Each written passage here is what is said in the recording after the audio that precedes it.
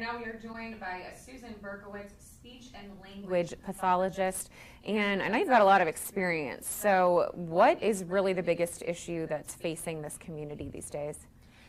Well, as you know, there are 1 in 59 children impacted by autism daily. The instance gets bigger and bigger every time we turn around.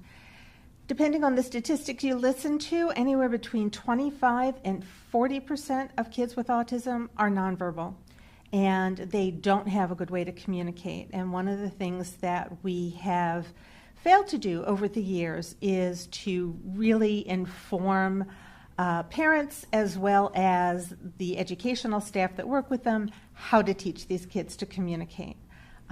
We know that all kids learn language the same way, and that we need to give these nonverbal kids the same kind of input that the rest of our kids get when we're teaching them language.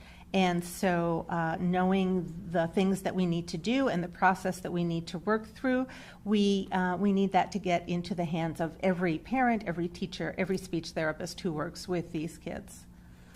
What makes your program the best, and have you received any sort of backlash from it?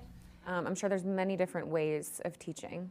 I haven't received any backlash, actually. The research has caught up eventually. It takes a little time, but augmentative communication is still a young field. But we now know what the steps are that we need to use to teach kids to use alternative communication. And we've got the research to back us up. What's saying about autism is if you've met one kid with autism, you've met one kid with autism. They're all different, very, very different.